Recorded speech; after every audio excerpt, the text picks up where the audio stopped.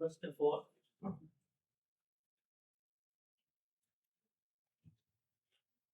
of all, I thank God for enabling me to be here this morning. ఉదయకాల మీతో కూడా చేర్చిన ప్రభుత్వం మొట్టమొదటిగా నా ప్రేమవందనాలు తెలియజేస్తున్నాను. As we were praying for this meeting for the last many months, the Lord has brought us many to listen from the God's word. చాలా నెలలుగా ప్రభుత్వంలో మనం కనిపెడుతూ ప్రార్థిస్తుండగా ఉదయకాలం చాలా మందిని ప్రభు మన ఎదురు చేర్చాడు. It's a great joy for me to see Sam Babu and Brother Paul Reddy and others whom I know earlier. నాకు ముందుగా తెలిసినటువంటి సోదరుడు శాంబాబు గారు, పాలరెడ్డి గారు ఇక్కడ వారిని చూడడం నాకు ఎంతో సంతోషకరంగా ఉన్నది. And happy to see him. He was earlier when in Kadapa, he was one translator for me.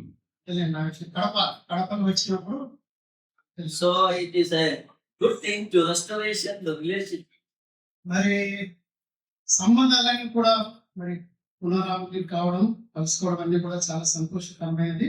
And as the program sheet was given, it was mentioned that family restoration meetings. మరి మనకు pamphlet లో రాయబడినట్లుగా మరి కుటుంబాలకు సంబంధించిన కూడికలని మనం దాని మీద రాయబడి ఉన్నది. I felt it's a good joy for me, that topic, that is we are going to have a restoration meeting. మరి దినాలలో తిరిగి మనం అందరం కూడా కలుసుకోవడం అనేది, దానికి సంబంధించిన మరి వర్తమానం వినడం అనేది చాలా సంతోషకరమైనది. Even though I had come to Pulivandala many times, చాలాసార్లు నేను పులివెందులకు వచ్చినప్పటికీ, but this is the first time I'm coming to Hebron prayer hall. హెబ్రోను ప్రార్థనా మందిరానికి రావడం ఇది మొదటిసారి. And I was praying what I should speak during these meetings. కూడికలలో ఏం మాట్లాడాలని నేను ప్రార్థిస్తూ వచ్చాను. Around 4 years before, I was supposed to come to Pulivandala, but unfortunately, I was forced to cancel my trip here. 4 సంవత్సరాల క్రితం పులివెందులకు మీటింగ్ల కొరకు నేను రావాల్సి ఉండేది, కానీ అది మరి వేరే కారణాలను బట్టి పోస్ట్ పోన్ చేయబడడం జరిగింది. Probably that's the first time I canceled one of my programs. I normally never do that.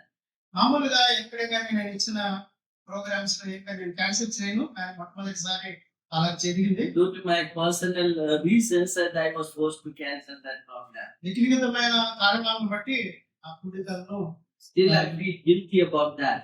ఆ విషయంలో నేను ఇంకా దిగులుతో ఉన్నా, నేరారోపణగా పడుతున్నాను. But during that time, I was preparing for a message here that coming here. మరి ఇక్కడ రావడానికి నేను సిద్ధపడుతున్న దినాల్లో, so at that time I prepared, and that message I'm going to now just deliver here. ఇప్పుడు నేను సిద్ధపడిన ఆ వర్తమానాలే 4 సంవత్సరాల క్రితం ఇప్పుడు నేను అందించడానికి ఇష్టపడుతున్నాను. That is the subject called interpersonal relationship. ఒకరికి ఒకరికి మధ్య ఉండవలసినటువంటి సంబంధాలు, how we have to relate to one another and restore our relationship. మనం ఒకరితో ఒకరు ఎలాంటి సంబంధాలు మనం కలిగి ఉండాలి, మనం కలిగి ఉన్నటువంటి సమాధానం వాటి గురించి. So today I'm going to, for the next 3 days, I'm going to talk about that relationship, how we can maintain relationship and restore our relationship in the family. మరి కుటుంబంలో ఒకరి పట్ల ఒకరికి ఉండవలసినటువంటి సంబంధము, ఒకవేళ ఏదైనా తప్పుపడి ఉంటే మనం దాన్ని మరలా ఎలా తిరిగి తీసుకొని రావాలి, ఆ విషయాల గురించి నేను మాట్లాడతాను. We will read in the beginning few verses, on Matthew chapter 22 verse 37 to 40. మత్తయి సువార్త 22వ అధ్యాయం 37వ వచనం నుండి చదువుకుందాం.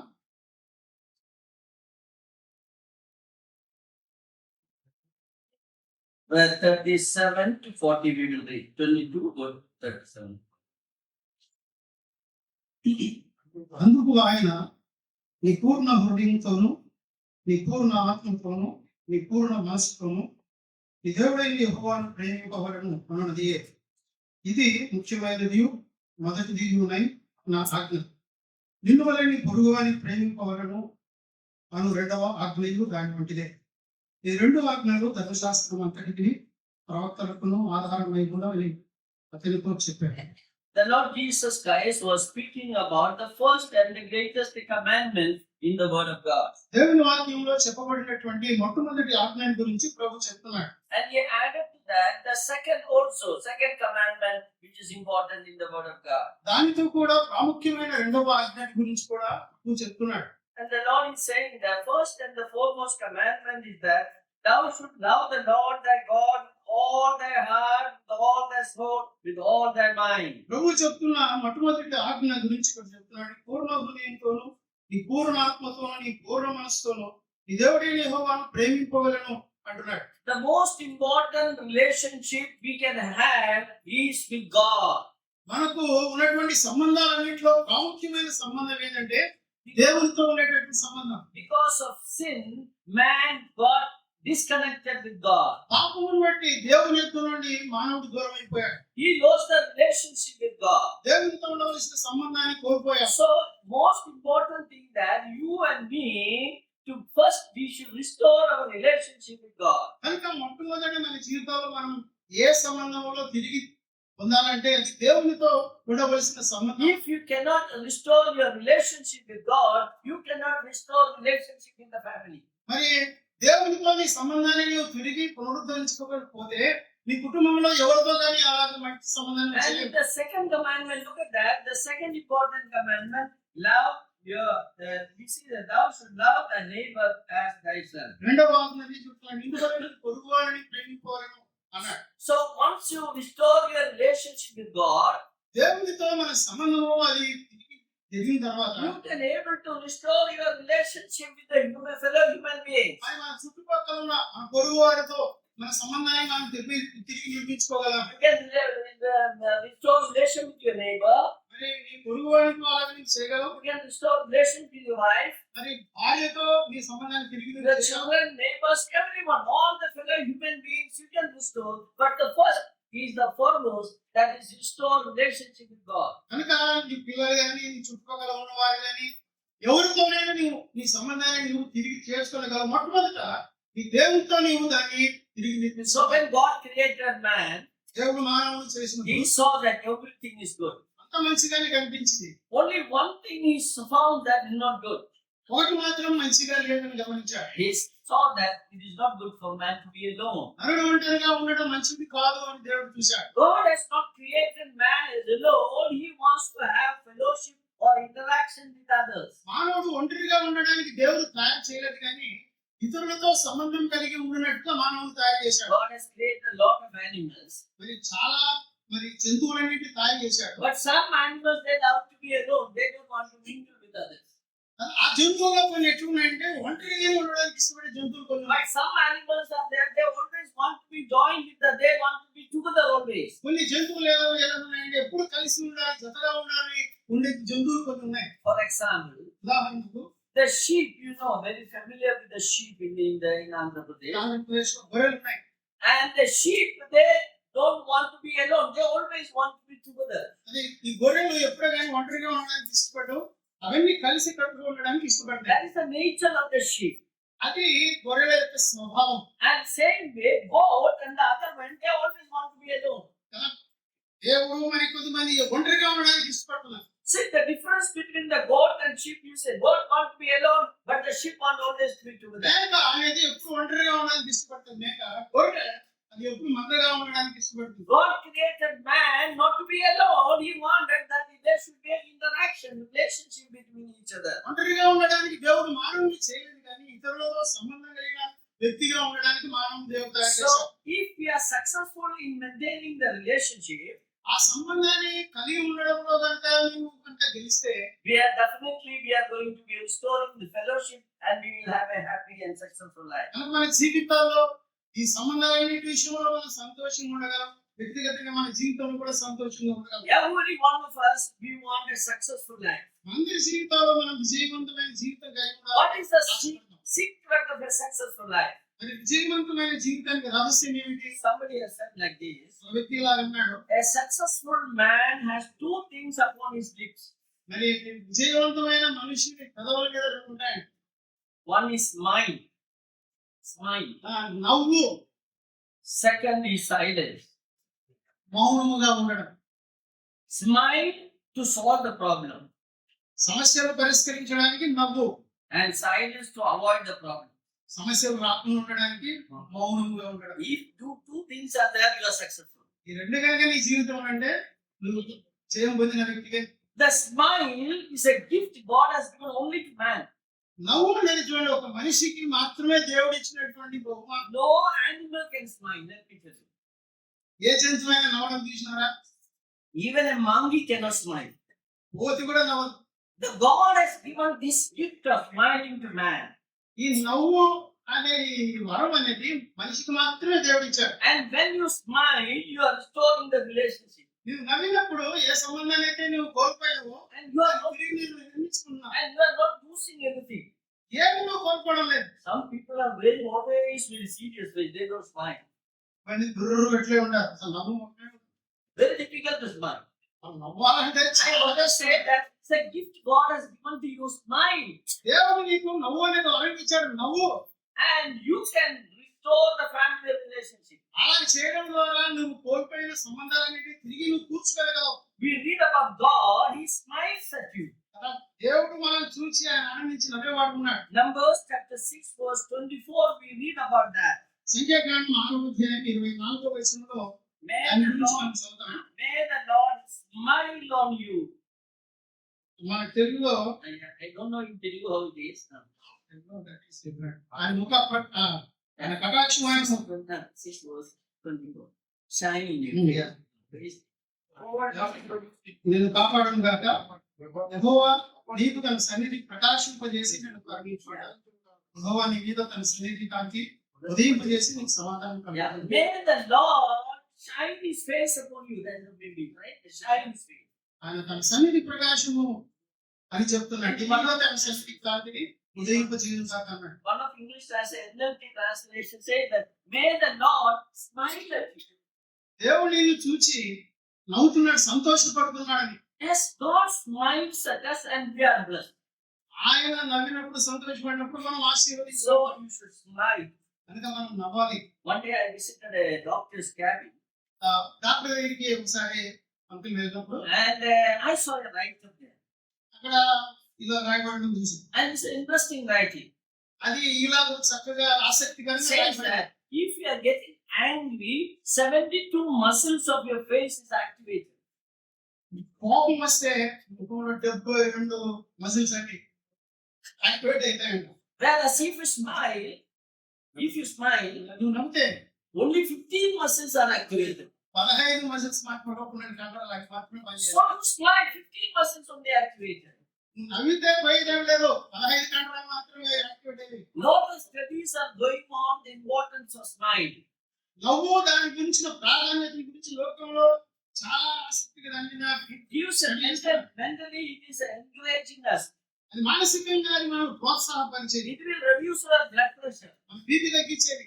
Everything will go if you smile each other.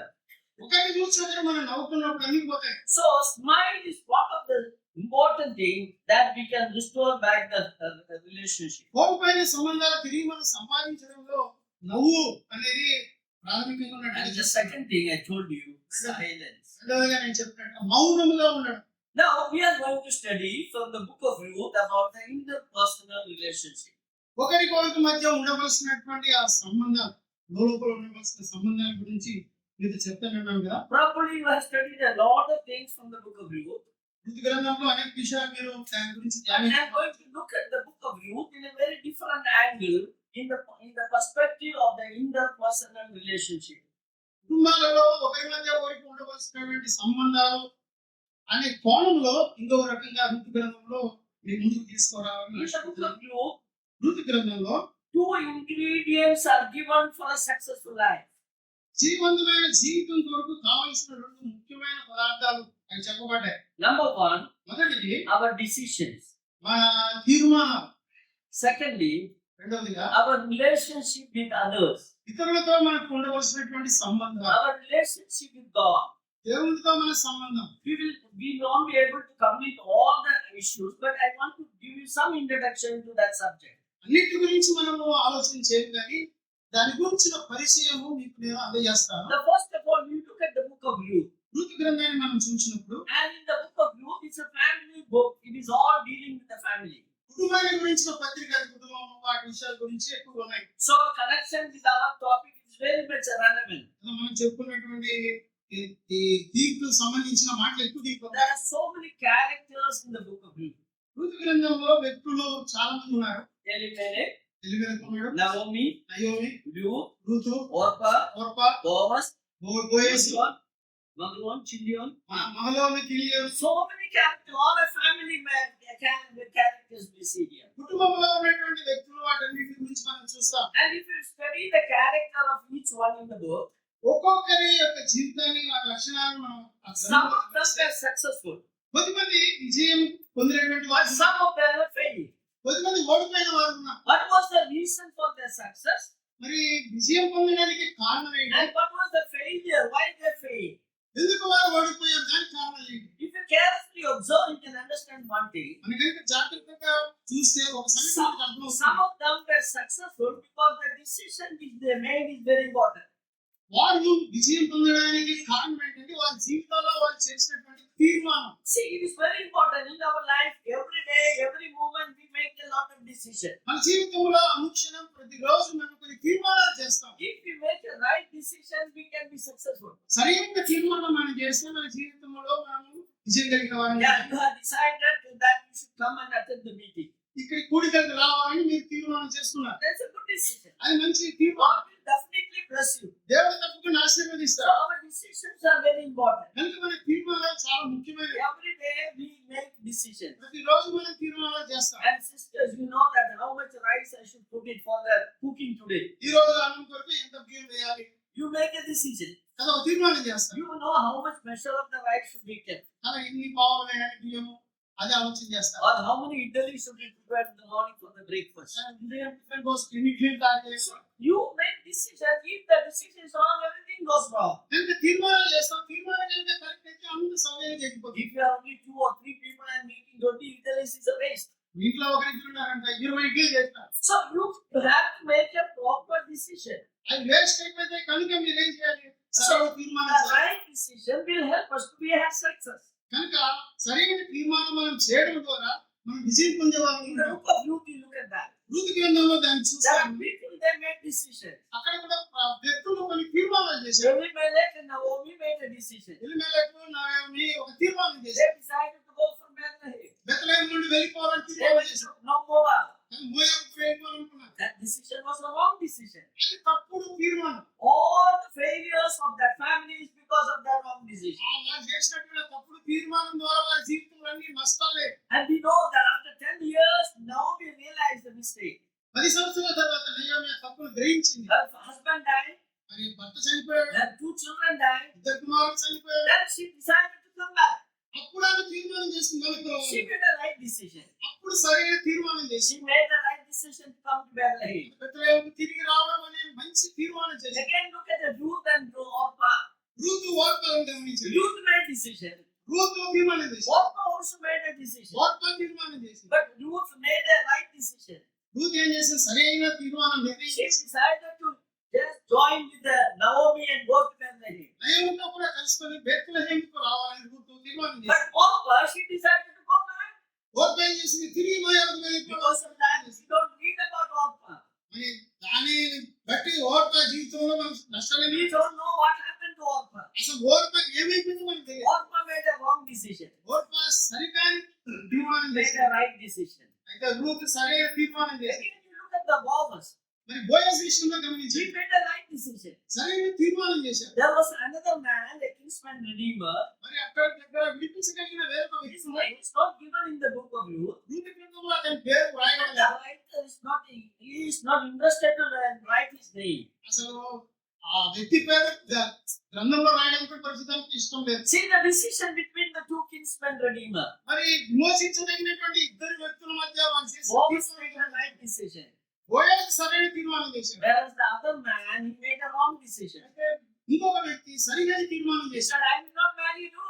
నేను రూతుని పెళ్లి చేసుకోను. See, the success and the failure of a person depends upon the decisions which we make. కనుక విజయం కానీ మనం ఓడిపోవడం కానీ ఇవన్నీ మనం చేసే తీర్మానాల మీద ఆధారపడి So ఉంటాయి. your decisions are very, very important. కనుక మీరు చేసే తీర్మానాలు అనేవి చాలా ముఖ్యమైన. Somebody has taught the book of Ruth is the book of decision. ఒక వ్యక్తి అన్నాడు రూతు గ్రంథం అనేది తీర్మానాల గ్రంథం అన్నాడు. Decision leads to destiny.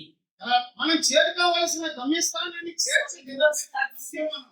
Depends upon the decisions you make. కనుక మన జీవితాల్లో మనం చేసే తీర్మానాల ద్వారా మనం విజయాన్ని మనం పొందగలం. But at the same time, అదే సమయంలో in our society, మన సమాజంలో, in certain community, మనం ఉంటున్నటువంటి ఈ సమాజంలో they believe that decisions are not important. తీర్మానాలు అనేవి అంత ముఖ్యమైనవి కావు అనుకుంటున్నారు.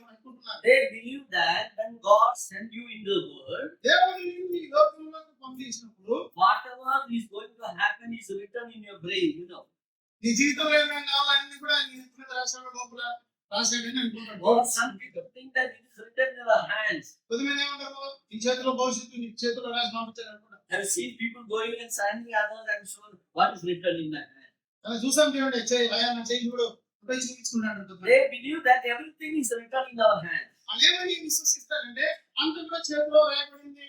That is called a fatalism. That is the wrong. Bible is not teaching about that. దాని గురించి బైబిల్ గురించి మోసకరమైంది. That is, God has not sent you with the writing everything on your head. నీ తలకాయలంతా రాసి దేవుడి మీద పంపించడం లేదు. God has created man with the ability to decide. ఏది నేను సరిగా తీర్మానం చేయాలి అనే సామర్థ్యం You have the ability to decide and you have the ability to reject. నీవు తీర్మానం చేయడానికి, అంగీకరించడం కానీ ధృవీకరించడానికి నీకు ఆ సామర్థ్యాన్ని దేవుడు ఇచ్చాడు. Bible very clearly says the fatalism or faith is written in your head is a wrong thing. That in the hands is a wrong thing. నీకు సంబంధించిన భవిష్యత్తు అంతా కూడా తలలో రాయబడింది అని చెప్పడం అనేది అది మోసకరమైంది. In the Old Testament, there are so many references which suggest that we should not go for palmistry, horoscopy, like that. అదే ఈ జ్యోతిష్కులు కానీ మంత్రశాస్త్రం చూసేవాళ్ళ దగ్గరికి మనం పోకూడదని పాత నిబంధనలో చాలా వచనాలు ఉన్నాయి. Bible prohibited it. దాని దగ్గర పోకూడదని దేవుని వాక్యము అది. Some people are there, as soon as they get the newspaper, they go to horoscopy. What is going to happen next week? చూడండి, 10 న్యూస్ పేపర్ చూసి లాస్ట్ జ్యోతిష్క కాలం ఉండదు. ఈ రోజు ఏం జరుగుతుంది? Believers should not do that. విశ్వాసులు అలా చేయకూడదు. Because God has created man not like that. God has created man with the ability to make the decision. మనిషిని దేవుడు ఇలా చేయలేదు కానీ తీర్మానాలు చేసే సామర్థ్యం కలిగిన వ్యక్తిగా చేశాడు. At least few verses you read which prohibits that type of practices. అలాంటిది మనం చేయకూడదు అని బైబిల్ చెప్పిన వచనాలు మీరు We చదవండి. are not supposed to observe stars. ఈ నక్షత్రాలను చూడడం కానీ, We are not supposed to observe the Rahupal. That is the timing. There's something that if you go to that timing, blessing will come. If you go to another time, the curse will come. మా రాహుకాలం నాకాలం ఇంట్లో పోతే నష్టమవుతుంది, ఈ టైంలో పోతే బాగా అవుతుంది అని ఆశీర్వాదం వస్తుంది చెప్పేవాడు. Note down some of the verses if you want. You can note down that. ఒకవేళ మీరు రాసుకోవాలనుకుంటే కొన్ని వచనాలు. Deuteronomy chapter 18, verse 10 to 12, we read that. ద్వితీయోపదేశకాండం 18:10 నుండి 12 వచనాలు. Bible is prohibiting such type of practices.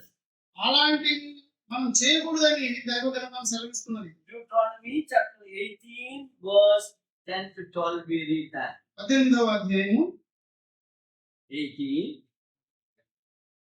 10 నుండి తన కుమారుడైనను తన కుమార్తెనైనను అగ్నిగుండము దాటించు వారినైనను శకునము చూపు సోదగాని నైనను మేఘ శకునములను గాని సర్ప శకునములను గాని చొప్పు వాని నైనను చిల్లంగి వాని నైనను మాంత్రికుని నైనను ఇంద్రజాలకు నైనను కర్ణ పిశాచి నడుగు వాని నైనను దయ్యముడి యొక్క విచారణ చెప్పు వాని నైనను మీ మధ్య ఉండనీయకూడదు.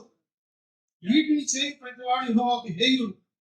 I don't want to elaborate. Did you look at you observing time and all is not right for a believer. కనుక విశ్వాసికి ఈ సమయాల్లో చూడడం ఇవన్నీ సరైనవి కావు.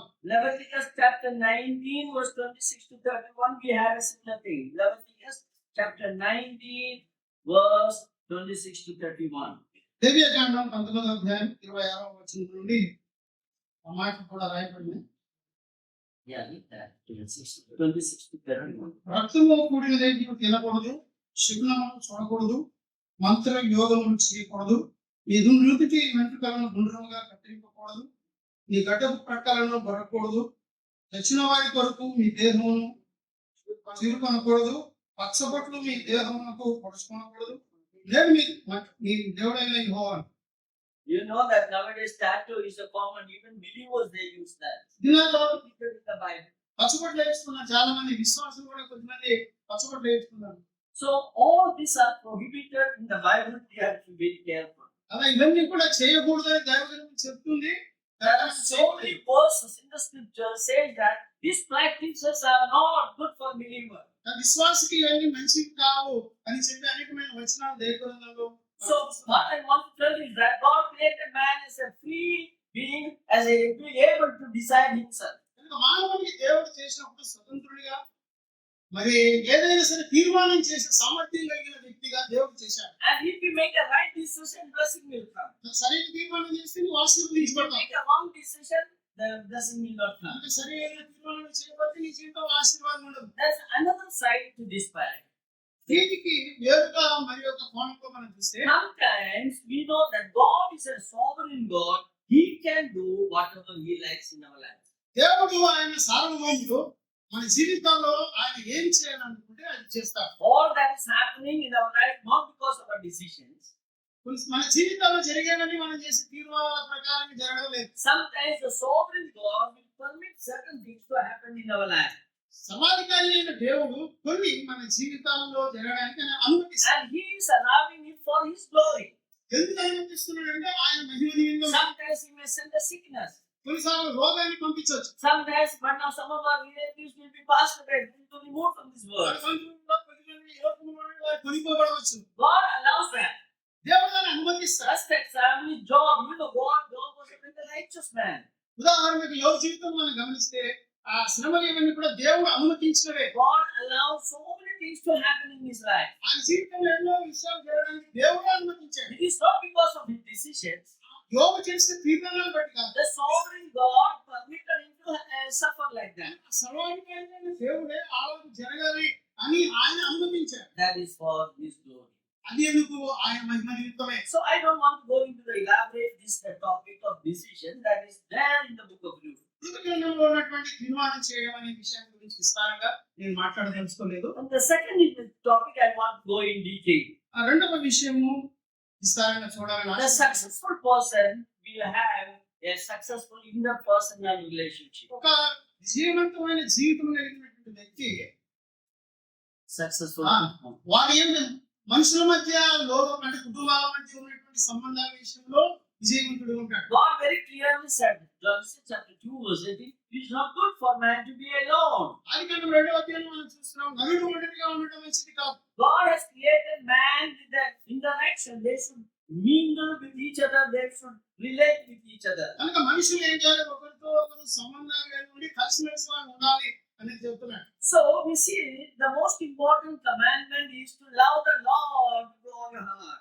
మన పూర్ణ హృదయంతో మన ప్రభువును మనం ప్రేమించాలనేది. That is your relationship with God is very, very important. కనుక దేవుడితో మన సంబంధం అనేది చాలా ప్రాముఖ్యమైనది. Secondly, your relationship with the fellow human beings. Love your neighbor as thyself. నీ పొరుగు వారితో ఉండవలసిన సంబంధం కూడా చాలా ముఖ్యమైనది. So the message of the Bible is that Bible గ్రంథంలో ఉన్నటువంటి వర్తమానం ఏంటంటే the whole message of the Bible is speaking about interpersonal relationship. కనుక బైబిల్లో ఉన్నటువంటి ఈ విషయం ఏంటంటే ఒకరితో ఒకరు సత్సంబంధాలు మనం కలిగి ఉండాలి. Now let us examine this from the book of Ruth.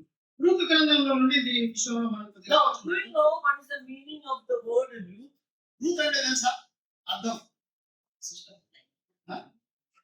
సౌందర్యం, Not soundarium. Friendship. స్నేహం, Friendship.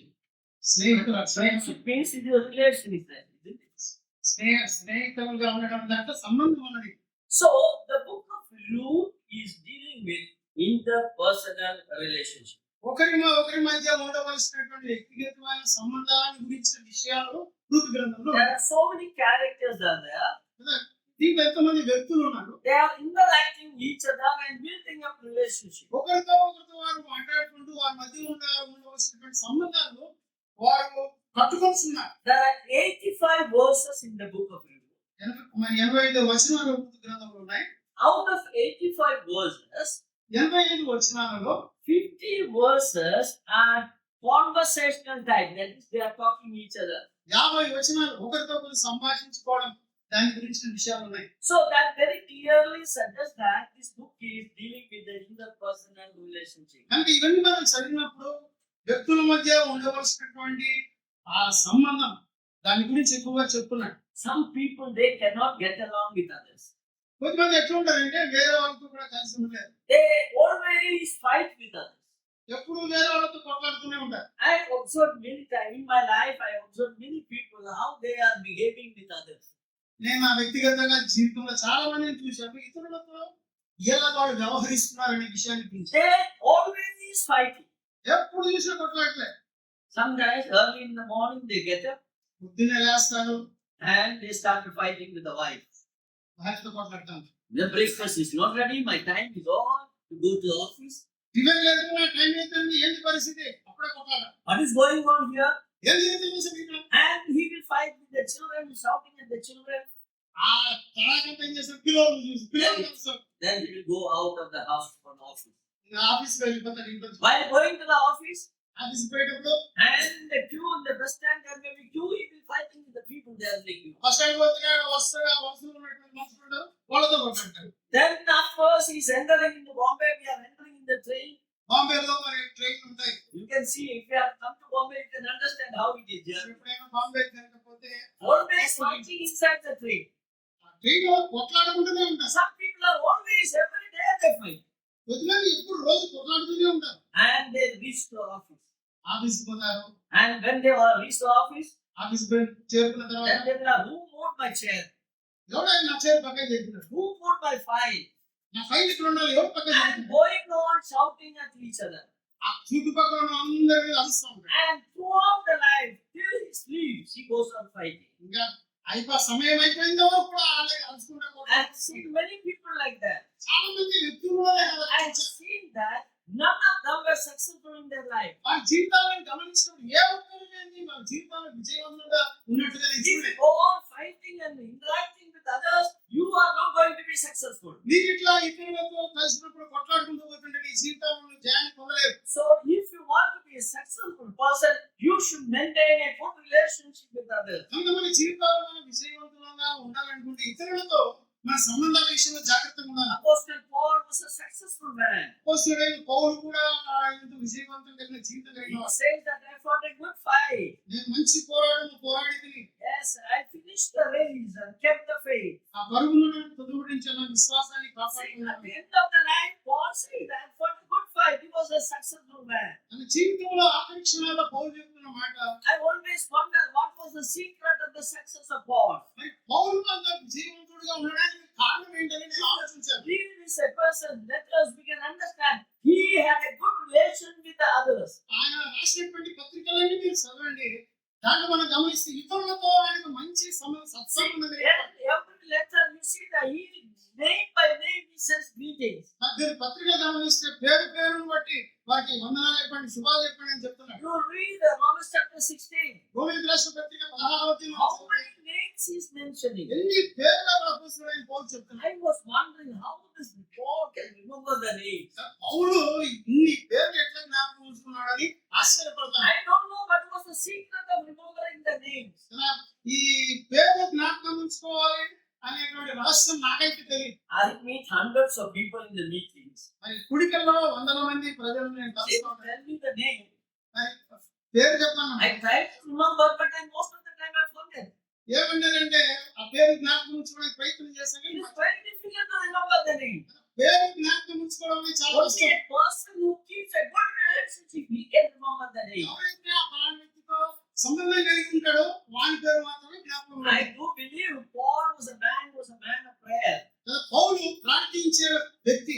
He may be remembering all of them in their prayer. That's why he was remembering their name. వాళ్ళందరినీ వారి పేర్లు పెట్టి అపోస్తలుడైన పౌలు ప్రార్థిస్తున్నాడేమో, అందుకే జ్ఞాపకం ఉన్నది. If you remember a person by name in your prayer, definitely you will not forget that. ఒక వ్యక్తిని పేరు పెట్టి ప్రార్థనలో ప్రార్థిస్తున్నాడు తప్పకుండా ఆ వ్యక్తిని జ్ఞాపకంలో ఉంటాడు. So Paul was a successful man because he maintained a good relationship with others. కనుక అపోస్తలుడైన పౌలు తన జీవితంలో అంత విజయాన్ని సాధించడానికి కారణం ఏంటంటే మనుషులతో మంచి సంబంధం కలిగిన వ్యక్తిగా ఉన్నాడు. Now, if you look at the book of Luke, నీతి గ్రంథాన్ని మనం గమనిస్తే there are 7 relationships is mentioned.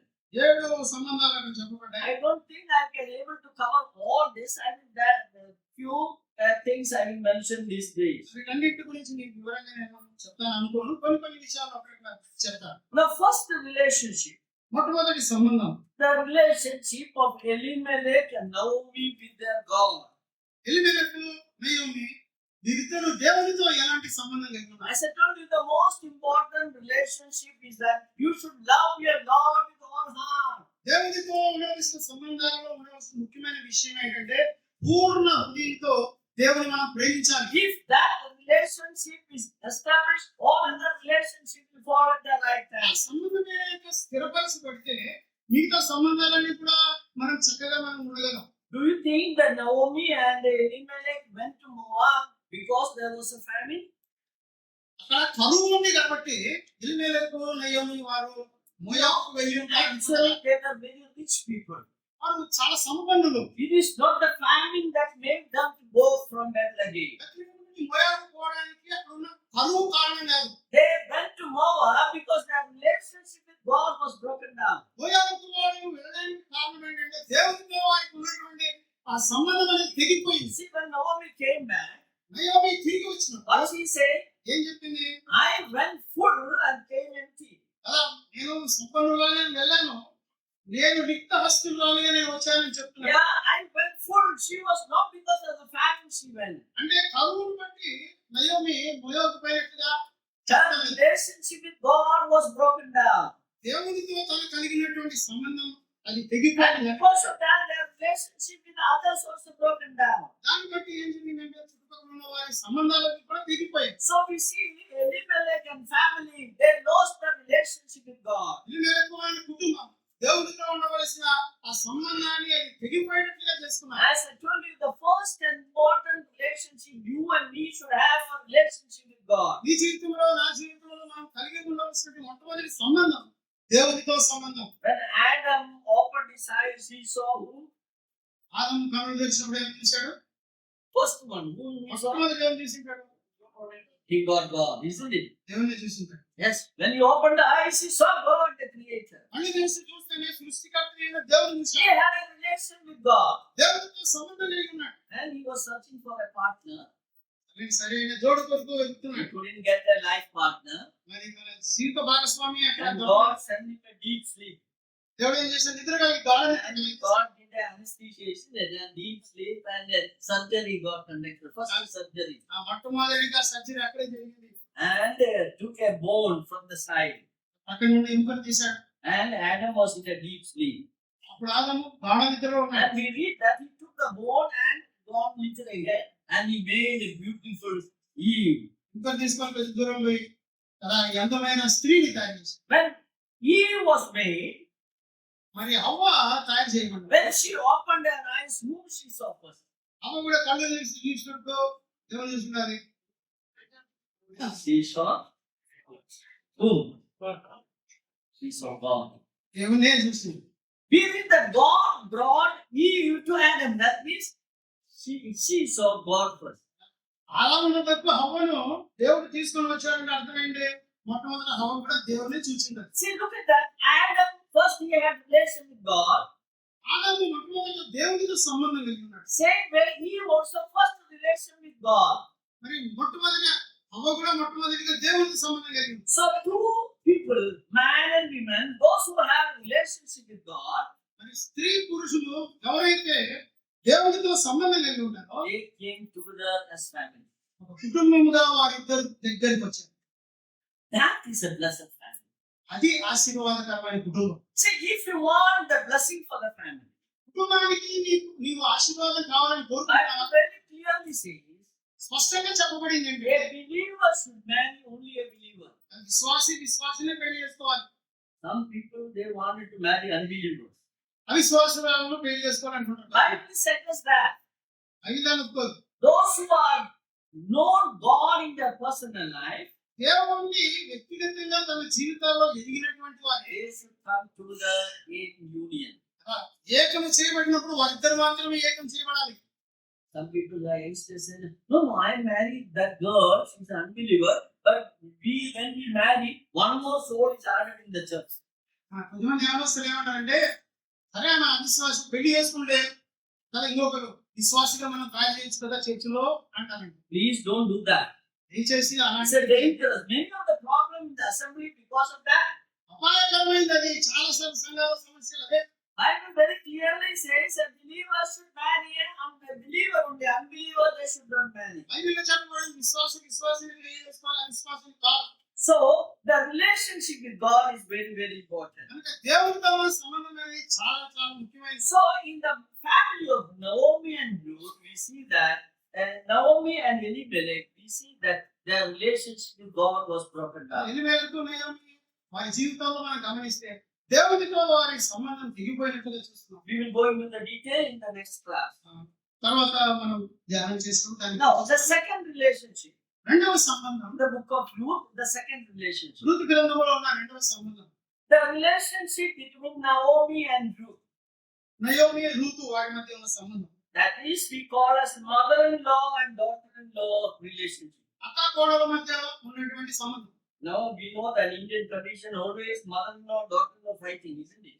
చాలా సార్లు చెప్పుకున్నాడు వినేది ఏంటంటే అత్త కోడలు కొట్టుకుంటానే ఉంటారు. But here is a mother-in-law and daughter-in-law. They are living in a harmonious relationship. ఇక్కడ అత్త కోడలు వాళ్ళు ఎంతో సంతోషంగా ఏక మనసు కలిగి వాళ్ళు మంచి సంబంధం కలిగి జీవిస్తున్నారు. A lovely relationship between Naomi and Ruth. ఋతు నయోమిల మధ్య ఒక రమ్యమైన సహవాసం అనేది జీవితం అనేది ఉన్నది. I used to call them, it is not mother-in-law, mother-in-love and daughter-in-love. అది ఇంగ్లీష్ లో మదరింగ్ లాంగ్. ప్రేమలో ఉన్న తల్లి, Yes, they అదే were, సమయంలో ప్రేమలో ఉన్న కోడలు, they were loving each other. వారు ఒకరినొకరు We ప్రేమించుకుంటున్నారు. will go into the detail if time permits. సమయం కనుక మనకు ఉంటే దాని గురించి కూడా మనం The చూస్తాం. seventh relationship I will mention, the third relationship, 7 చెప్పుకున్నాం కదా, దాంట్లో మూడవది and the employee-employer relationship. ఉద్యోగం ఇచ్చేవాడు ఉద్యోగంలో చేరేవాడు కదా, వాళ్ళ గురించి సంబంధం చెప్తున్నాడు. In the Ruth chapter 2, ఋతు గ్రంథం 2వ అధ్యాయంలో we read about this relationship is beautifully narrated there. అక్కడ ఈ సంబంధాన్ని గురించి చాలా చక్కగా చెప్పబడినట్టు. In the field of Boaz, there are so many hundreds of workers are there. వయసు కలిగినటువంటి ఆ పొలంలో పనిచేసే వాళ్ళు చాలా మంది ఉన్నారు. And Boaz and his workers, they have an intimate relationship. వయస్కు అతనితో పనిచేస్తున్న వారందరికీ కూడా చాలా దగ్గర సంబంధం ఉన్నది. A harmonious relationship. అది ఎంతో సముద్ర సహవాసం ఉన్నట్టుగా ఉన్నది. In the human history, always employer fighting is there. మరి చరిత్రలో మనం గమనిస్తే ఉద్యోగం ఇచ్చినవాడు ఉద్యోగం ఉన్నవాడు ఇద్దరు ఎప్పుడు కొట్లాడుకుంటూనే ఉంటారు. The idea of communism is also generated because of this fighting only. ఈ కమ్యూనిజం అనే అది దీని కొట్లాటల ద్వారానే వచ్చింది. Yeah, the boss and the laborers, they are fighting each other. అది యజమానుడు కింద పనిచేసే పనివారు వారి మధ్య కొట్లాటం. But such type of conflict is not there in the field of Boaz. వయసు పొలంలో అలాంటి కొట్లాడాలని సమస్య ఏం లేదు. And we will consider that in detail. ఆ తర్వాత దాని గురించి దూరంగా In the గమనిస్తాం. Bible, this subject is very around 4-5 books are dealing with this subject. దీనికి సంబంధించిన విషయాల గురించి దాదాపుగా 4-5 పుస్తకాలలో ఇది రాయబడింది. Paul and Peter all were instructing believers that you should maintain a good relationship with your boss. కనుక పౌలు గాని పేతురు గాని వాటి పత్రికలన్నీ రాసేటప్పుడు యజమానులతో ఉండవలసినటువంటి దాసులు ఉండవలసినటువంటి సంబంధం. Slaves, be obedient to your masters. దాసులారా యజమానులకు లోబడి ఉండండి. So the employee-employer relationship is very, very important. కనుక యజమానుడు దాసుడు వారి మధ్య ఉండవలసిన సంబంధం కూడా చాలా ముఖ్యమైనది. So in the book of Ruth chapter 2, we have a detailed account of that relationship. కనుక ఆ సంబంధాన్ని గురించి ఋతు గ్రంథం 2వ అధ్యాయంలో అది వివరంగా చెప్పబడింది. The fourth relationship we see here 4వ సంబంధం మనకేం is గమనిస్తాం. the relationship of Boaz with his blood relatives. అదే రక్త సంబంధాలతో బోయజుకు ఉన్నటువంటి సంబంధాన్ని గురించి చూస్తాం. Now, if you look at the book of Ruth, ఋతు గ్రంథాన్ని మనం గమనిస్తే that basically it is dealing with the love for the blood relatives. మరి రక్త సంబంధాల కొరకైన ప్రేమ దాని గురించి దీనిలో చెప్పబడింది. Boaz decided to marry Ruth. Boaz ఋతుని పెళ్లి చేసుకోవడానికి తీర్మానం చేశాడు. Only one thing reason is that he was related to Elimelech's family. ఒకే ఒక కారణం ఏంటంటే ఎలిమెలెకుకు ఈయన రక్త సంబంధి. As he is related to Elimelech, ఎలిమెలెకుకు సంబంధం కలిగి ఉన్నాడు కాబట్టి he is bound by the law that he should marry the widow of his brother. తన సహోదరుని ఒక విధవరాలు కనుక ఆ భార్యను పొందాలనేది ధర్మశాస్త్రంలో వ్రాయబడింది కనుక దానికి లోబడ్డాడు. And maintain the name of his brother in the family. ఆ కుటుంబంలో సహోదరుని పేరు అలాగే రావడానికి అది కారణమవుతుంది. Actually, Boaz was a very rich man. Boaz చాలా ధనవంతుడు. And Ruth was a Gentile lady and she was very poor. దూతని విధవరాలు అన్యురాలు. There is no need for him to married Ruth, మరి రూతును పెళ్లి చేసుకోవాల్సిన అవసరమే లేదు. but he married Ruth because he had a great love for his blood relatives. ఎందుకు పెళ్లి చేసుకున్నాడంటే రక్త సంబంధాల పట్ల వారికి ఆయనకు ఉన్నటువంటి ప్రేమను బట్టి. Bible is again and again reminding that brothers should love each other. సహోదరులు ఒకరినొకరు ప్రేమించుకోవాలని చాలా సారిగా But from the human history, from the beginning, we see that brothers are fighting each other. మానవ చరిత్రలో మనం గమనిస్తే సహోదరులు ఒకరితో కొట్లాడుతున్నారు. The first brother Cain and Abel, isn't it? కయీను హేబెలు గురించి మనకు తెలుసు. What happened there? ఏం జరిగిందో They were fighting each other. ఆ ఒకరితో పోరాడుతున్నారు. And Cain killed his brother Abel. అంటే హేబెలను కయీను చంపేశారు. And the Lord is asking, where is your brother? ప్రభువుడుతున్నాడు, నీ సహోదరుని తమ్ముడు ఎక్కడ? And Cain giving a funny answer. తాను తమాషగా ఉత్తరం He ఇస్తున్నాడు. said, am I the keeper of my brother? నేను నా తమ్మునికి కావలివాడినా? Yes, you are the keeper of your brother. నువ్వు నీ తమ్మునికి కావలివాడవే. Yes, we are all the keepers of our brother. We should love our brothers. మన సహోదరులకు మనం కావలివారమే, మన సహోదరులను ప్రేమించాలి. Some people, they love everybody but except their own brothers. కొంతమంది చిత్రంగా ఉంటారు, అందరినీ ప్రేమిస్తారు కానీ వాళ్ళ సొంత సహోదరులను I ప్రేమించారు. have seen many people like that. చాలా మంది నేను చూశాను. They maintain good relation with everyone, బయట ఉన్న వాళ్ళందరితో కూడా చాలా మంచి సంబంధం but ఏర్పాటు they చేశారు. cannot talk to their own brother. తన సొంత సహోదరునితో మాట్లాడలేని పరిస్థితి. John the Apostle says that if you cannot love your own brother whom you see, how you can say you can love the Lord? అది యోహాను తన పత్రికలో ఆయన రాస్తున్నాడు. ఎదుర్కొన్న సహోదరుని ప్రేమించిన వాడు కనబడని దేవుణ్ణి ఎలా ప్రేమించగలడు? If you say that I love the Lord and not loving your brother, నేను దేవుని ప్రేమిస్తున్నానని చెప్పి సహోదరుని ప్రేమించని వాడు God says you are a liar. నువ్వు అబద్ధికుడివే. Yes, we should love our own brother, blood relatives. మన రక్త సంబంధాల సహోదరులను మనం ప్రేమించాలి. There are so many reasons why the brothers are fighting. ఎందుకు సహోదరులు కొట్లాడుకుంటున్నారు? దానికి చాలా కారణాలు ఉన్నాయి. We will study Bible very clearly says why the brothers do not love each other. ఎందుకు సహోదరులు ఒకరినొకరు ప్రేమించలేకపోతున్నారు? దాని గురించి కారణాలు చెప్పు. Most of the reason is that the parents are the reason. కారణం ఏంటంటే తల్లిదండ్రులే. There is a differential love between the children. పిల్లలను ప్రేమించే విషయంలో వేరువేరుగా ప్రేమిస్తున్నారు తల్లిదండ్రులు. Why Esau and Jacob fought? ఎందుకు ఏశావు యాకోబు పోరాడుతున్నారు? Why Joseph's brothers were fighting with Joseph? యోసేపు సహోదరులతో యోసేపు ఎందుకు వాళ్ళు కొట్లాడుతున్నారు? You know, answer is very simple. దాని జవాబు సామాన్యమైనదే. Jacob loved Joseph more than. సహోదరులందరికంటే యోసేపును యాకోబు ఎక్కువగా ప్రేమించాడు. That is the reason. కారణం అదే. If you have two child ఇద్దరు పిల్లలు ఉన్నారనుకోండి, and if you love one child more than the other child less, they will fight each other. ఒక పిల్లని బాగా ప్రేమిస్తున్నాం, ఒకరిని సరిగా ప్రేమించాం, ఏమవుతుంది? వాళ్ళిద్దరు కొట్లాడుకుంటారు. Some people say that, oh, this one, the younger one is mine and the elder one is yours. That's the thing. చిన్నోడు నా వాడు, పెద్దోడు ఇదో. Yeah, Rebecca said, oh, my Jacob is mine. రిబ్కా ఏమంటుంది? యాకోబు నా వాడు. Esau yours. ఈశా ఇదో. They divide the children between the husband and wife. చూడండి, పిల్లలు భార్యాభర్తల మధ్య నివసించుకుంటున్నారు. That is why they are fighting. అందుకే కొట్లాడుకుంటున్నారు పిల్లలు. The second reason, రెండవ కారణం ఏంటంటే the property. ఆస్తి. As somebody has rightly said, ఒక వ్యక్తి నాకు సరిగా if చెప్పాడు. the parents are not dividing the property before they die, the children will divide themselves పిల్లలు after they die. తల్లిదండ్రులు తాము చనిపోక మునుపు తమ ఆస్తిని గురించి సరిగా పిల్లల కనుక పంచిపెట్టకపోతే వాళ్ళు చనిపోయిన తర్వాత Elderly parents, పిల్లలే పంచుకుంటారు అంతే. elderly parents, keep in mind that you make at least a will of your property. Otherwise, after your death, the children will fight. కనుక ఎక్కువ వయసులో మహాన్ దగ్గరగా ఉన్నటువంటి వారి వయసు గమనించండి. మన ఆస్తిని గురించిన వివరాలు ఆ వీళ్ళంతా కూడా సరిగా రాసి పెట్టారు, కొట్లాడుకుంటారు. Bible clearly teaching that subject. ఆ విషయం గురించి బైబిల్ చక్కగా We బోధిస్తుంది. read about Abraham.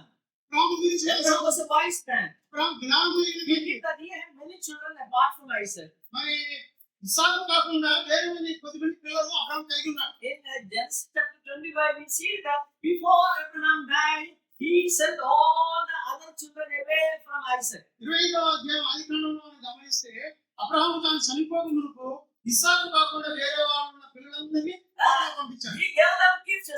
Some amount of gift was given to them. వారికి కొద్దిగా ఆస్తులు లేకపోతే అవి మనకి ఇచ్చారు, పంపించేశారు. And all gift was mostly given to Isaac.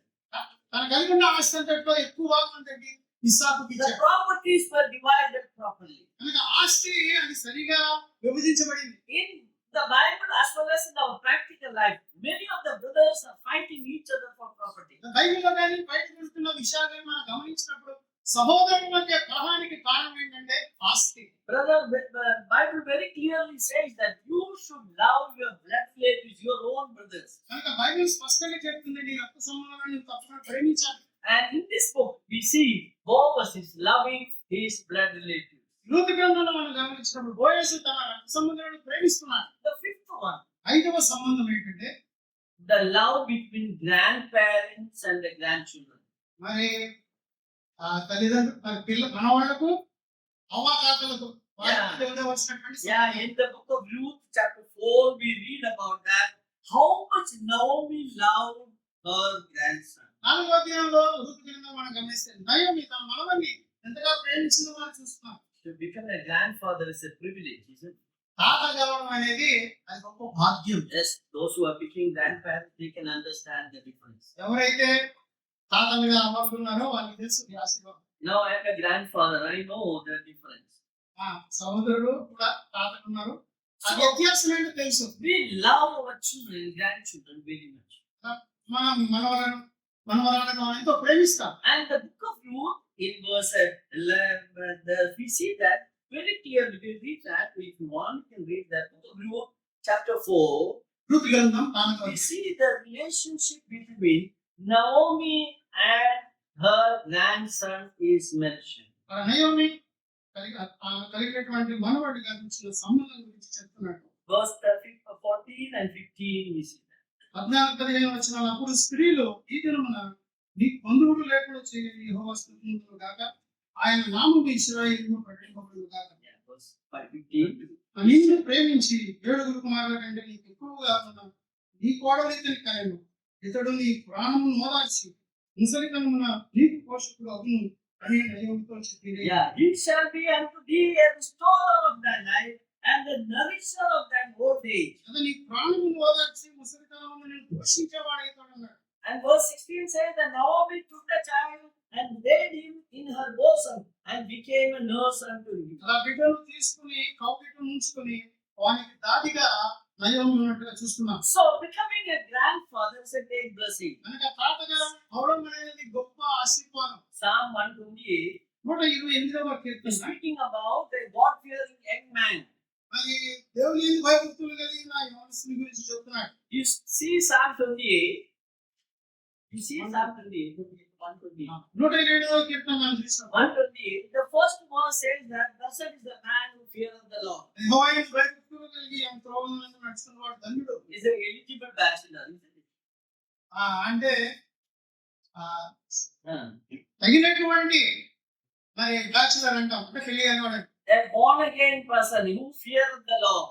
దేవుని భయభక్తులు కలిగి తిరిగి జన్మించిన Very good young man. మంచి యవనస్తుడు. How old he is there? And then verse 1. అప్పుడు ఏ వయసులో ఉండేవాడు? We see in the same verse, we say that he will labor with his own hands. తన సొంత చేతులతో ఆయన కష్టం చేస్తాడని చెప్పాడు. He is a born again తిరిగి జన్మించినటువంటి వాడు, and he got a good job. మంచి ఉద్యోగం ఉంది, He started working అంటే పని చేస్తా ఉన్నాడు, or laboring with his own hands. తన సొంత చేతులతో కష్టపడుతున్నాడు. Then in verse, next verse says, తర్వాత వచ్చినప్పుడు మనం గమనిస్తే his wife shall be నీ లోకిట నీ భార్య a fruitful vine. ఫలించే ద్రాక్షావళి వలె ఉండును అన్నాడు. See, that means he got married. అంటే పెళ్లి అయినప్పుడు See, born again తిరిగి జన్మించినాడు, and got a job, ఉద్యోగం వచ్చింది, working with his hands. సొంత చేతులతో పని చేస్తున్నాడు. Then he went to marry. అప్పుడు పెళ్లి చేసుకోవడానికి వెళ్తున్నాడు. Then next one, ఆ తర్వాత వచ్చినప్పుడు his children are like an olive plants round about his నీ table. భోజన పాల చుట్టూ నీ పిల్లలు ఒలివ మొక్కల వలె ఉండును అన్నాడు. Oh, children are round the table. It's a blessed family. అలాగే ఆశీర్వదించబడిన కుటుంబం, ఆ బల చుట్టూ పిల్లలు ఉన్నారు. They are like the olive plant. అవి ఒలివ మొక్కల వలె ఉన్నారు. Why these olive plants? ఎందుకు ఒలివ అని చెప్పాడు? Olive plants is very important. అది చాలా ముఖ్యమైనది. If you read the Judges chapter 9 verse 9, అది కారణం 9:9. Judges, న్యాయపత్ర గ్రంథం 9:9. and you read that, there we see that what is the advantage of the olive plant. ఒలివ చెట్ల గురించి అక్కడ చెప్పబడింది. Yeah, read that. 9వ అధ్యాయం 9వ మంచిగా మమ్మల్ని ఏమని ఒలివ చెట్టు నడుగగా దేవుని మానవులను దేని వలన నరులు సన్మానించెదరో ఆ ధైర్యం చెప్పిన వాటిని ఇటు అటు ఉంటుంది వచ్చేదా The olive plant is giving joy to not only to God, even to man. ఒలివ చెట్టు అది దేవునికి మానవులకు With the fact of సంతోషాన్ని olive ఇస్తుంది. oil, that's the meaning. Olive oil. ఒలివ చెట్టు అంటే ఒలివ నూనె. Olive oil is good for man's health. మానవుని ఆరోగ్యానికి ఒలివ నూనె చాలా మంచిది. Nowadays in India we are getting olive oil. It's very costly. ఇప్పుడు ఇండియాలో కూడా మనకు దొరుకుతుంది చాలా But for the best oil is olive oil. అన్నిటికంటే మంచి తైలం ఏదంటే ఒలివ. For a healthy health, we need olive oil. కనుక ఆరోగ్యంగా ఉండాలంటే మనకు ఒలివ నూనె So కావాలి. it is good for man.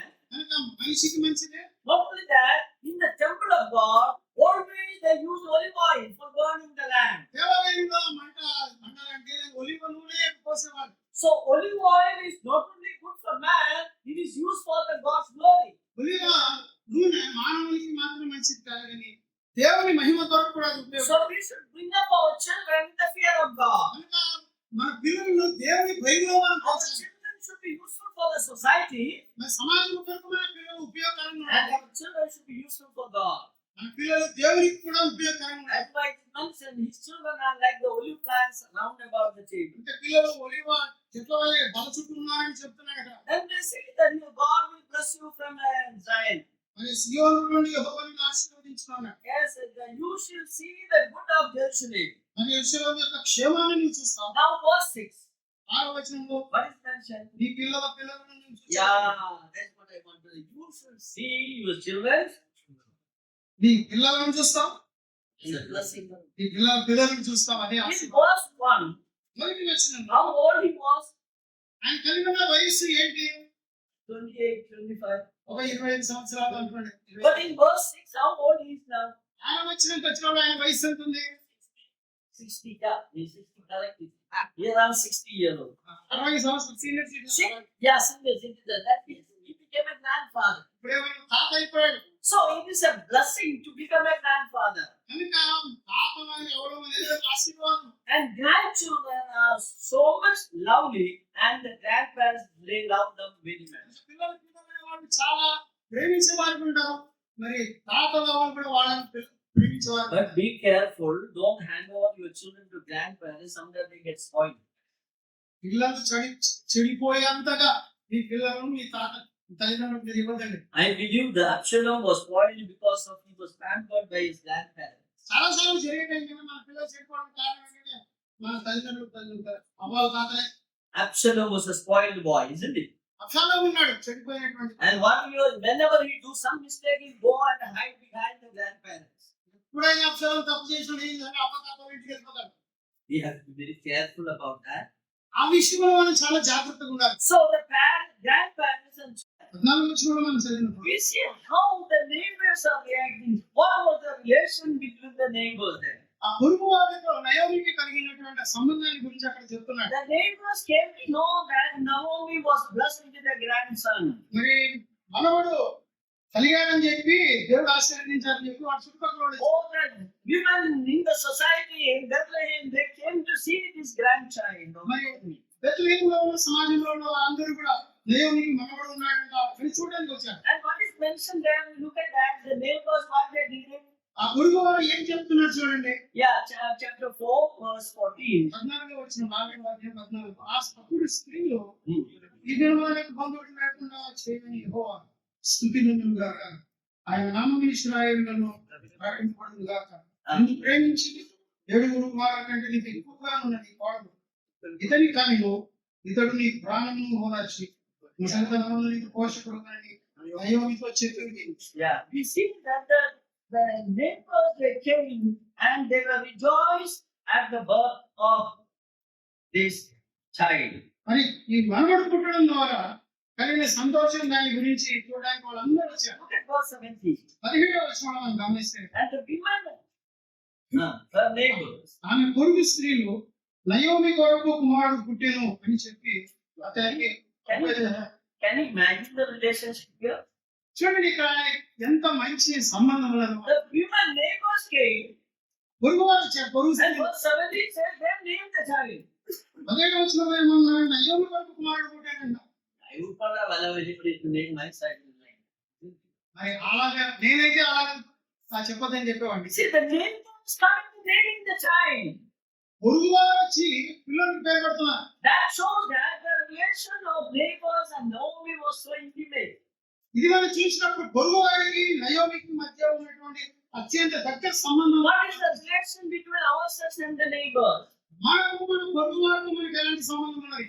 Some are always fighting with the neighbors. పొరుగువారితో ఎప్పుడు పోరాడుతూనే ఉంటారు. Yes, we need to love our neighbors as ourselves. మరి మన వాళ్ళకి మన పొరుగువారిని మనం ప్రేమించాలి. As Naomi and Ruth loved their neighbors, that's why they came and they named the child. Naomi Ruth తమ పొరుగువారిని వాళ్ళు ఎంతో ప్రేమించారు కనుకనే వాళ్ళందరూ వచ్చారు అక్కడికి. That is the sixth relationship mentioned here. ఋతు గ్రంథంలో చెప్పబడిన 6వ సంబంధం అది. And the seventh relationship 7వ సంబంధం is in chapter 4, verse 11 and 12. We read that. 4వ అధ్యాయం 11 వచనాలు. There we see the marriage of Boaz and Ruth.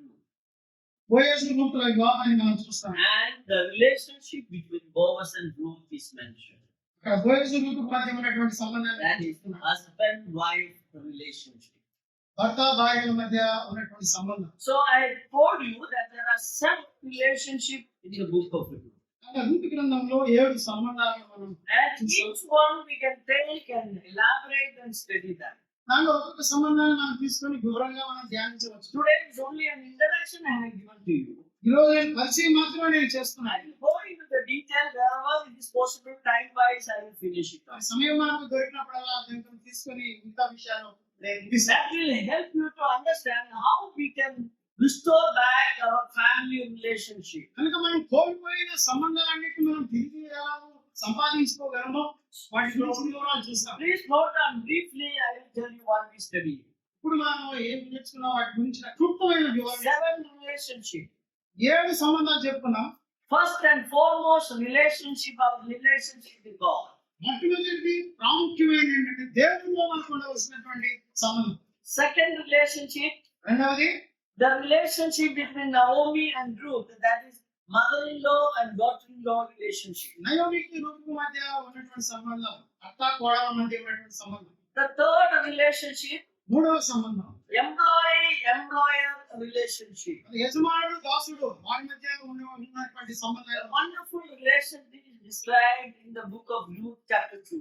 రెండవ అధ్యాయంలో అది ఎంతో రమ్యంగా చెప్పబడింది. The fourth relationship, నాలుగవ సంబంధం the love for your brother, the blood relative. మన రక్త సంబంధాలతో మనకు ఉండవలసినటువంటి సంబంధం. A brotherly love is very important. సహోదర ప్రేమ అనేది చాలా ముఖ్యం. How beautiful to see the brethren are dwelling together in unity. సహోదరుల ఐక్యతగా నివసించుట ఎంత మనోహరం అంటున్నారు. We are brothers, so we should live in unity. We should restore back our relationship. మనమందరం సహోదరులము, మనం కోల్పోయిన సంబంధాన్ని వాటన్నిటి మనం తిరిగి సంపాదించుకోవాలి. The fifth one, ఐదవది the relationship between grandparents and the grandchildren.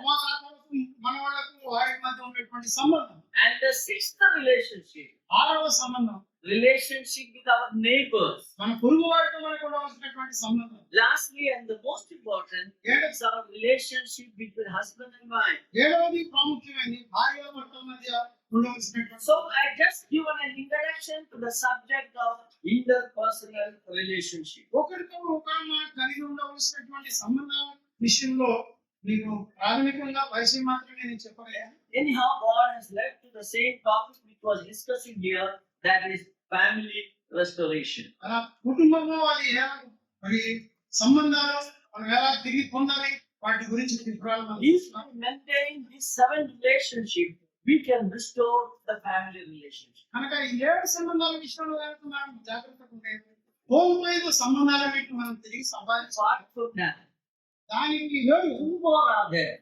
ఇంకా 2 ఉన్నాయి సంబంధాలు. One is ఒకటి the ability to forgive each other. ఒకరినొకరు క్షమించే సామర్థ్యం మనకు. If you cannot forgive each other, ఒకరినొకరు మనం క్షమించుకోకపోతే you cannot build up relationship. ఈ సంబంధం అనే దాన్ని మనం కట్టుకోలేము. You cannot restore relationship. కోల్పోయినటువంటి సంబంధాన్ని మనం తిరిగి పొందలేము. And in the book of Ruth, ఋతు గ్రంథంలో we see that forgiveness is very beautifully narrated there. క్షమించుట అనేది చాలా రమ్యంగా వివరించబడినట్టుగా ఋతు గ్రంథంలో చూస్తాం. See, look at that Ruth. She was a godly woman. ఋతు ఆయన దైవభక్తి కలిగినటువంటి స్త్రీ. She was a virtuous woman. ఆమె చక్కటి జ్ఞానం కలిగినటువంటి As per the law, ధర్మశాస్త్రం ప్రకారం suppose a man is not willing to redeem her, ఒక వ్యక్తి తన మీద విమోచించలేకుండా ఉంటే should take that man before the judges, before the elders. ఆ వ్యక్తిని న్యాయపద్ధతి దగ్గరికి తీసుకోవాలి. And he should remove his sandals. అక్కడ చెప్పు తీసేయాలి. Not only that, అంత మాత్రమే కాకుండా if that man says, I cannot marry you, I cannot redeem you, నేను నిన్ను పెళ్లి చేస్తాను, నేను నిన్ను విమోచించలేను అని కనుక ఒక వ్యక్తి చెప్తే the widow should spit on his face. ఏం చేయాలంటే భూమి వేయాలి. Deuteronomy chapter 25 is mentioned. ద్వితోపదేశకాండం 26వ చెప్పబడిన మాట. But Ruth is not doing that. Ruth వాళ్ళని చేయడం లేదు. That means she had forgiven that man. అంటే ఏ వ్యక్తి అయితే న్యాయంగా విమోచించాలో There was a వ్యక్తిని క్షమిస్తుంది. man who refused to marry her. రూతుని పెళ్లి చేసుకోవడానికి ఇష్టపడిన ఒక వ్యక్తి But we don't read that she was spitting on his face. Ruth ఆ వ్యక్తి పైన ఉమ్మి వేసినట్టుగా మనం చూడలేదు. So she had the mind of forgiveness. కనుక క్షమించే మనస్సు రూతు కలిగి ఉన్నది. Not only that, అంత మాత్రమే కాదు, for to maintain the relationship, సంబంధాలను మనం అలాగే కొనసాగించడానికి misunderstanding should not arise. Most of the time our relationships are spoiled in misunderstanding. చాలా సార్లు సంబంధాలు సరిగా ఉండకుండా పోవడానికి కారణం ఏంటంటే మనం ఇతరులను సరిగా అర్థం చేసుకోం. So we as believers, we should be careful that we should not develop any misunderstanding between the brothers. కనుక విశ్వాసమైన మనము సహోదరుల మధ్య కానీ సరైన అవగాహన మనం కలిగి ఉండాలి. Jesus Christ is the most misunderstood person ever lived on the earth. ఈ భూలోకం పైన మరి సరిగా అర్థం చేసుకోలేని వ్యక్తి ఎవరంటే ప్రభువు యేసు క్రీస్తు. ఆయన గురించి సరిగా అర్థం చేసుకోలేదు. We can able to reduce that misunderstanding carefully. కానీ దాన్ని మనం తగ్గించుకోగలం. Boaz and Ruth, they were in the field in the night. Boaz Ruth ఆ రాత్రి వేళ కాలంలో ఉన్నారు. She came in the night. రాత్రి వేళ రూతు వచ్చింది. And Boaz was married her before the sunrise, go away from there. ఇంకా చీకటి ఉండగానే సూర్యుడు ఉదయించక వెళ్ళిపోవాలని చెప్తాను. See, Boaz and Ruth were trying to avoid all the misunderstanding. వాటి మధ్య ఎలాంటి అనానుకూలమైన సంబంధాలు ఉండకూడదని చెప్పి వారు సరిగా అర్థం చేసుకుని వెళ్ళిపోతున్నారు. If somebody see them in the field, they will misunderstand. చూడు ఎవరిని చూసారనుకోండి రాత్రి వేళ బోయజు రూతు కాలంలో ఉంటే అన్ని అనార్థాలకు కారణం అవుతుంది. As believers, we will try to maintain a good relationship and avoid the misunderstanding between us. కనుక మన జీవితంలో మనం సరైన సంబంధాన్ని మనం కాపాడుకుంటూ మరి ఒకరి మధ్య ఒకరికి అనుమానాలు కానీ ఇవన్నీ ఏం లేకుండా జాగ్రత్తగా ఉండడం. These are the various subjects that is mentioned in the book of Ruth. Ruth గ్రంథంలో కదా వీటన్నిటి గురించిన వివరాలు గ్రంథంలో మనం This చదువుతాం. will help us to maintain a good relationship and restore our relationship in the family. కనుక ఈ రూతు గ్రంథాన్ని మనం చదువుతున్నప్పుడు మన కోపమైన సంబంధాలు తిరిగి మనం సంపాదించుకోవడం, వాటిని ఎలా కొనసాగించుకోవాలి, వాటన్నిటి గురించిన వివరాలు రూతు గ్రంథంలో చెప్పారు. May God bless this verse for all. మన వాక్యం మన ప్రభువే మన హృదయాలకు దీవెనకరంగా చేద్దాం.